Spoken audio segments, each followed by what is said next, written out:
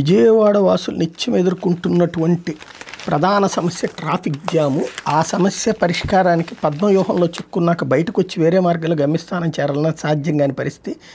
ఇబ్బందులు తగ్గించేది నగర పోలీస్ కమిషనర్ రాజశేఖర్ బాబు ఏ ఆధారిత యాప్ను తయారు చేస్తున్నాడు. డీజీపీ హరీష్ కుమార్ గుప్తా త్వరలో దీన్ని లాంఛనంగా ప్రారంభించబోతున్నాడు.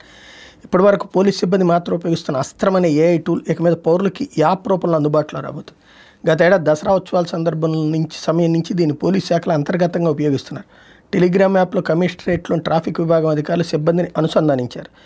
దీని ద్వారా సంబంధిత సిఐలు ఎస్ఐలకు రద్దీ సమాచారం అలర్ట్లు వెళ్తున్నాయి. వీటి ఆధారంగా ట్రాఫిక్ నియంత్రిస్తున్నారు. ఇది సత్ఫలితాలు ఇవ్వడంతో పౌరులకి ఈ సేవలు విస్తరించాలని నిర్ణయించారు.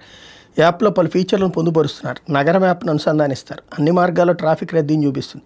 300 మీటర్ల వరకు వాహనాలు నిలిచిపోతే మధ్యస్థం అని, 300 నుంచి 500 మీటర్ల వరకు అయితే ఎక్కువని, అంతకంటే ఎక్కువ దూరం నిలిచిపోతే తీవ్రమైన హెచ్చరికలు మొబైల్కి వెళ్తాయి. మొబైల్లో జీపీఎస్ ఆన్ చేసుకుంటే మనం ఉన్న ప్రాంతాల రద్దీ ఎలా ఉంది, ఒకవేళ ఎక్కువ ఉంటే ప్రత్యామ్నాయ వర్గాలు ఎలా గమ్యస్థానం చేరుకోవాలో సూచిస్తుంది.